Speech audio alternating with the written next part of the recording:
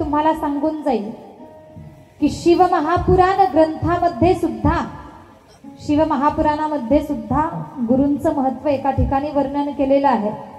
शिवमहापुराणामध्ये शिवलिंगाचे काही प्रकार सांगितलेत. समोर लक्ष द्या माता वर्ग. शिवमहापुराणामध्ये शिवलिंगाचे काही प्रकार सांगितलेत. 5 प्रकार शिवलिंगाचे सांगितलेत. त्यामध्ये अगदी स्वयंभू शिवलिंग, चर शिवलिंग, बिंदू शिवलिंग, प्रतिष्ठित शिवलिंग आणि शेवटचा 5वा प्रकार सांगितला गेला तो गुरु शिवलिंग. आणि गुरु शिवलिंग म्हणजे काय ऐकताय ना तुम्ही? समोर लक्ष द्या बरं. गुरु शिवलिंग त्या ठिकाणी सांगितलं गेलं की आपले जे गुरु आहेत, आपल्या गुरूंच्या उजव्या पायाचा अंगठा म्हणजेच गुरु शिवलिंग आहे. म्हणजे गुरूंचं महत्व किती आहे? गुरूंच्या उजव्या पायाच्या अंगठ्यामध्ये भगवान भोलेनाथांचं वास्तव्य सांगितलं. गुरु महत्वाचे आहेत. गुरूंच्या चरणांमध्ये भोलेनाथांचं वास्तव्य आहे. आणि पहा, म्हणून साधू संतांचं दर्शन घेत असताना त्यांच्या चरणावरती किंवा आपल्या गुरूंचं दर्शन घेत असताना त्यांच्या चरणावरती आपला माथा, आपलं मस्तक टेकवलं गेलं पाहिजे. चरणांमध्ये पहा, उजव्या पायाच्या अंगठ्यावरती आपला माथा टेकवला गेला पाहिजे. हे महत्व आहे. तुम्ही जर बारकाईनं ऐकलं तर मलाही तुम्हाला सांगण्याची इच्छा होईल, पण तुम्ही सांगताना गडबड गोंधळ केला तर तुमचे चेहरे पाहून मीही आवर्त घेईल असं व्हायला नको. म्हणून फ्रेश बसा, अंतकरणातून ऐका. पहा, गुरु शिवलिंग सांगितलं गेलं.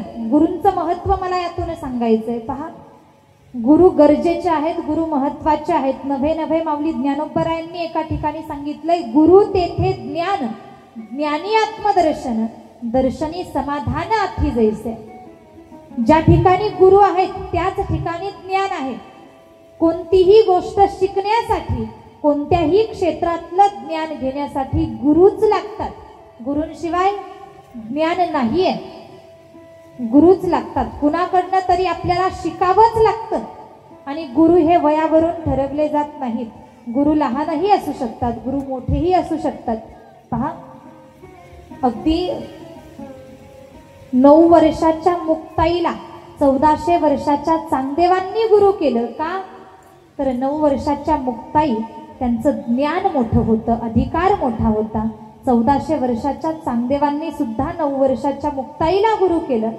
चांगदेव महाराज, तुम्हाला माहिती असेल नसेल, चांगदेव महाराज 1400 वर्ष जीवन जगले. समाधी लावून बसायचे. काळ घ्यायला आला की समाधी लावायचे. काळाला परत जावं लागायचं. 1400 वर्ष जगले, पण गुरुशिवाय अपूर्ण होते. आणि जेव्हा लक्षात आलं गुरुशिवाय आपण अपूर्ण आहोत, 9 वर्षाच्या मुक्ताईच्या चरणावरती आपला माथा टेकवला. मुक्ताईनं मस्तकावरती हात ठेवला. 9 वर्षाच्या मुक्ताईनं 1400 वर्षाच्या चांगदेवांना अनुग्रह दिला. शिष्य म्हणून स्वीकारलं. कितीही आपण मोठे झालो, पण गुरु केला नाही तर जीवन अपूर्ण आहे. पहा, गुरूंचं महत्व. तो जड भरत राहुगण राजाला सांगत होता. मुद्द्यावर या, कथेवरती या, विषयावरती या. पहा, जड भरत राजा सांगतोय, अरे गुरूंचं महत्व सांगितलं ना, सांगताना सांगितलं, गुरूंकडे जाताना अहंकारामध्ये जाऊ नये. गुरूंकडे जाताना पालखीत बसून जाऊ नये. गुरूंकडे जायचं असेल तर नम्रतेनं गेलं पाहिजे, निष्ठेनं गेलं पाहिजे, श्रद्धेनं गेलं पाहिजे. तेव्हाच गुरूंची कृपा आपल्यावरती होत असते. आणि पहा, कृपेला फार महत्व आहे. मोठ्यांच्या आशीर्वादाला फार महत्व आहे. मोठ्यांचे आशीर्वाद आपण घेतले पाहिजेत. आयुष्य, यश, विद्या हे वाढत जातं मोठ्यांचे आशीर्वाद घेतल्यानंतर. त्यानंतर पहा, कृपा. कृपेमध्ये फार मोठं सामर्थ्य आहे. मी सांगेन तुम्हाला, आज या ठिकाणी बसून मी काही 4-2 शब्द का होईना तुमच्या समोर मांडतीये, सांगतीये. ही माझी पात्रता नाहीये की तुमच्या समोर बसून कथा सांगावी, कथा करावी. ही माझ्या गुरूंची माझ्यावरती झालेली कृपा आहे. नवे नवे ही लेकरं तुम्हाला दिसतायत ना, गोड गातायत या छोट्या छोट्या मुली. पाहिलं तर अगदी 8वी 9वी 10वीचं वय आहे, पण ही जागा, गायनाची जागा सांभाळतायत, कोणतीही कमी पडू देत नाहीयेत. गुरूंची कृपा ही आहे. आमचे गुरुवर्य साध्वी सोनाली दिदी करपे, अगदी आम्हीही भाग्यवान आहोत की दिदींसारखे गुरु आम्हाला प्राप्त झाले. मला तुम्हाला सांगायचंय, गुरूंची कृपा महत्वाची आहे. गुरूंच्या कृपेशिवाय हे सगळं नाहीये. जीवनामध्ये प्रत्येकानं गुरु केले पाहिजेत. आणि माझा प्रश्न असेल तुम्हाला, कोणी कोणी गुरु केलेत? हात वरती करा बरं. अरे वा, टाळी वाजवा बरं एकदा.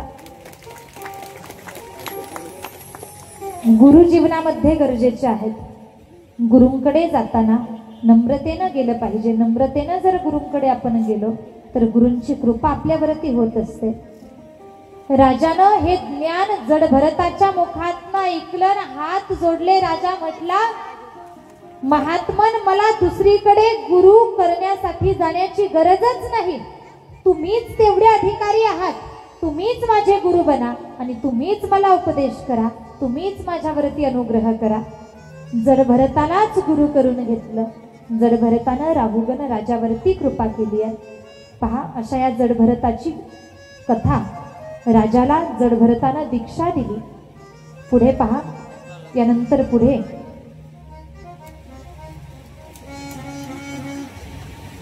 अजामिळाची कथा येते. 6व्या स्कंधामध्ये अजामिळ नावाच्या एका ब्राह्मणाची कथा सांगितली गेली. अजामिळ नावाचा एक ब्राह्मण आहे. अगदी ब्राह्मण आहे, पण तो कुकर्म करू लागला, वाईट वर्तन करू लागला, चोऱ्या करू लागला, लूटमाऱ्या करू लागला, अनेकांना लुबाडू लागला. हा अजामिळ नावाचा ब्राह्मण. आणि पहा, एका वेळेला त्यानं वेश्यास्त्रीलाच आपल्या घरी घेऊन यावं. वेश्यास्त्रीला घरी घेऊन आला. एवढं कुकर्म तो करू लागला होता. वेश्यास्त्रीला घरी आणलेला आहे. अनेको दिवस ती वेश्यास्त्री या अजामिळाच्या घरी राहते. आणि काही दिवसानंतर काही साधू संत मंडळी त्याच मार्गाने जात होती. साधू संतांना काही जराशीही कल्पना नाहीये. त्यांना माहितीही नाही की अजामिळाची ही धर्मपत्नी नसून ही एक वेश्यास्त्री आहे. पण ते साधू संत भिक्षा मागण्यासाठी त्या वेश्यास्त्रीच्या अंगणात गेले.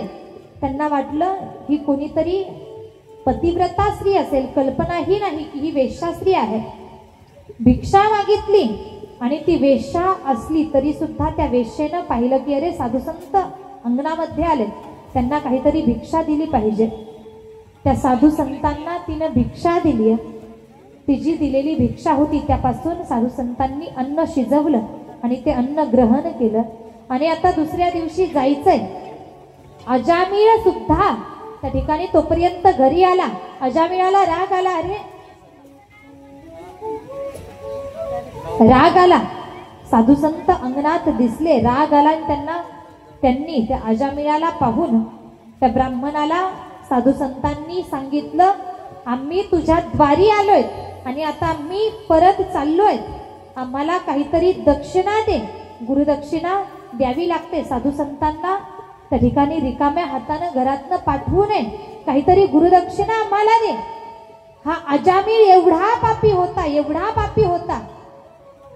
त्यांना धनही नाही, वस्त्रही नाही, नाहीच नाही. सांगितलं, दबाव टाकून अहंकारात बोलू लागला. अरे ए साधू संतांनो, ऐका, तुम्ही माझ्या द्वारी आलात, मी नव्हतो म्हणून तुम्हाला अन्न मिळालं, हे भरपूर झालं. तुम्ही म्हणताय ना गुरुदक्षिणा द्या, काहीतरी दक्षिणा आम्हाला द्या. तर ऐका, मी एक दरोडे टाकणारा व्यक्ती आहे, मी अनेकांना लुटणारा व्यक्ती आहे. मी तुम्हाला जिवंत सोडून देत आहे. या ठिकाणी तुम्हाला जिवंत या ठिकाणावरून पाठवत आहे. जीवदान तुम्हाला देतोय. एक प्रकारे तुमचा जीवदान तुम्हाला मिळाला, हीच गुरुदक्षिणा समजा. एवढं पाप ज्याचं तो अजामिळ. साधू संत ते भयभीत झाले याच्या बोलण्याला. पण अरे यांना साधू संतांना वाटू लागलं, अरे आपण याच्या घरचं अन्न खाल्लंय आणि ज्याचं अन्न खाल्लंय त्याचं भलं केलं पाहिजे, त्याचा चांगलाच काहीतरी त्याच्यासाठी विचार केला पाहिजे. साधू संत विचार करतायत, अरे जाऊ द्या, हा आपल्याला जरी काही गुरुदक्षिणा देत नसेल हरकत नाही, जाता जाता आपण याला काही हिताचा उपदेश करून जाऊ.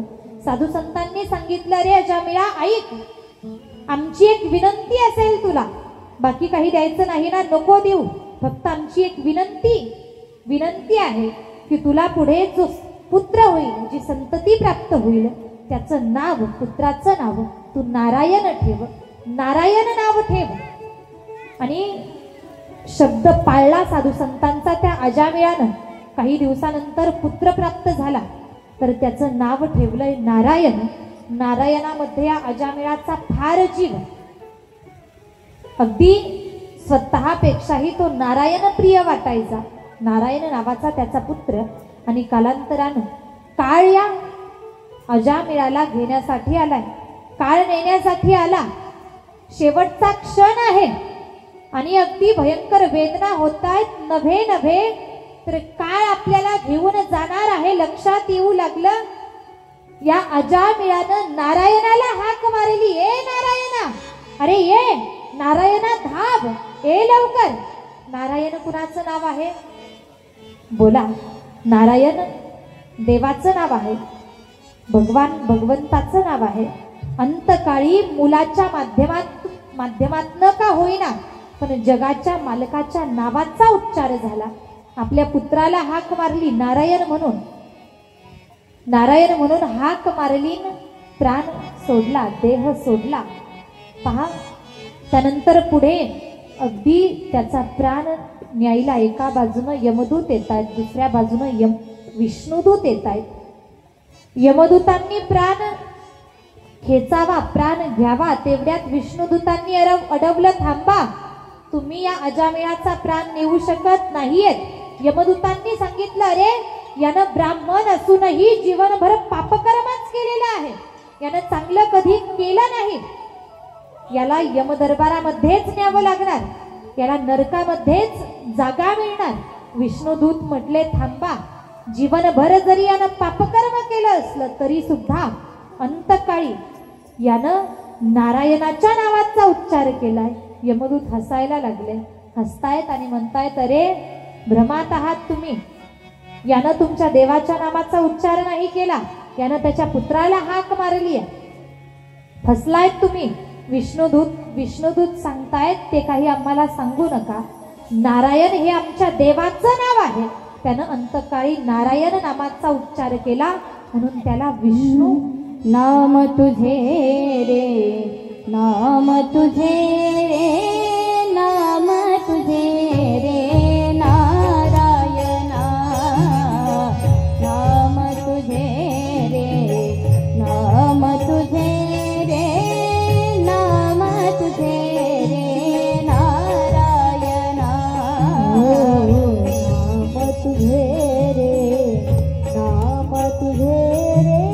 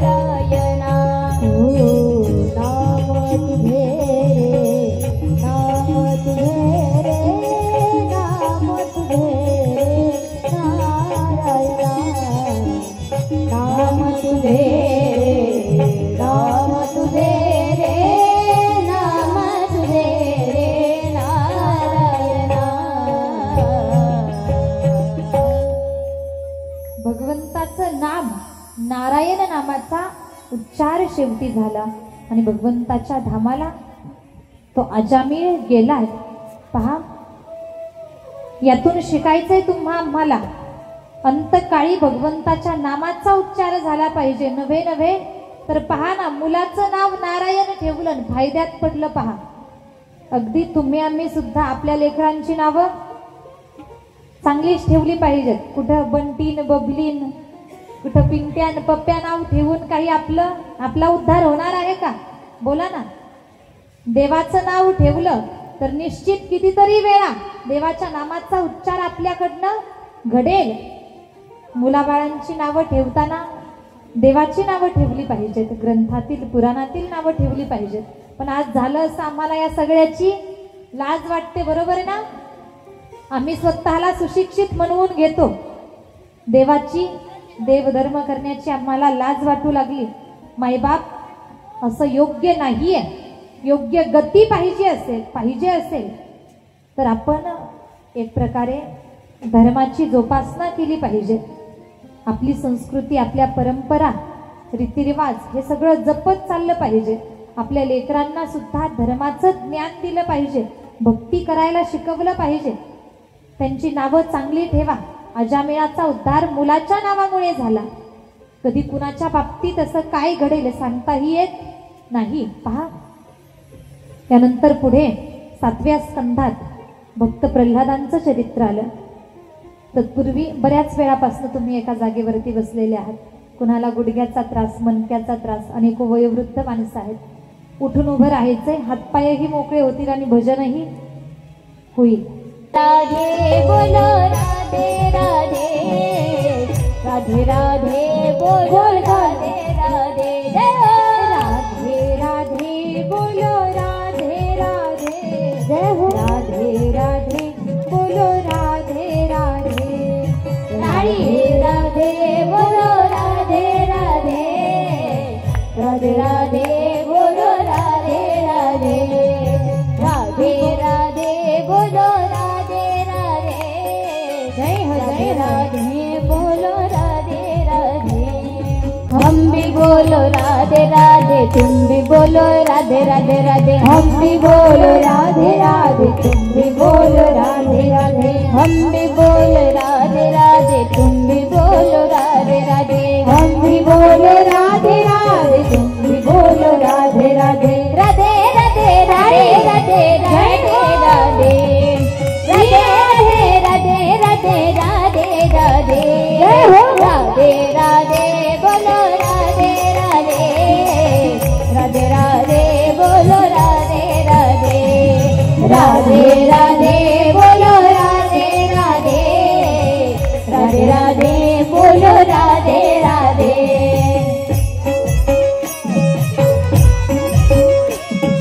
जय हो राधे.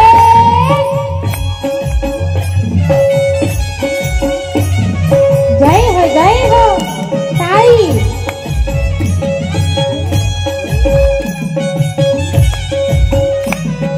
श्री राधे. जय हो जय हो.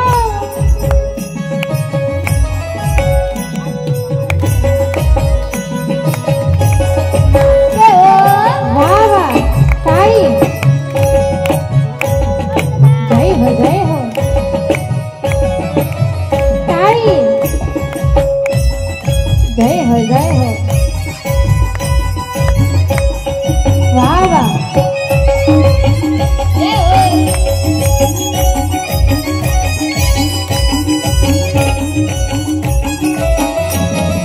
ब्रह्मा बोले राधे राधे, विष्णु बोले राधे राधे. ब्रह्मा बोले राधे राधे, विष्णु बोले राधे राधे. ब्रह्मा बोले राधे राधे, विष्णु बोले राधे राधे. ब्रह्मा बोले राधे राधे,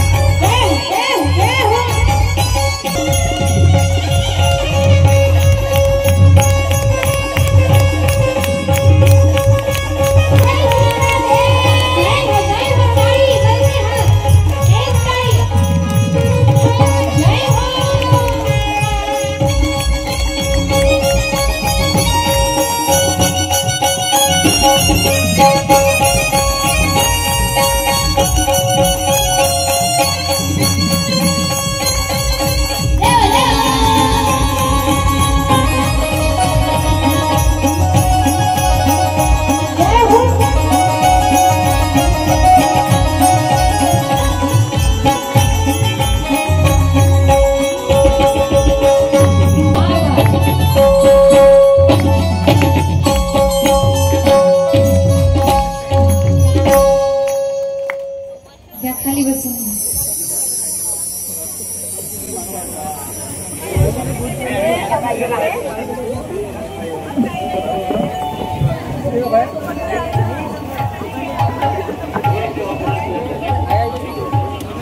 बसून घ्या खाली सर्वांनी.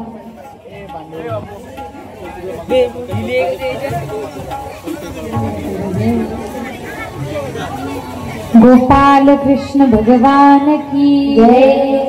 जय जय राधे श्याम.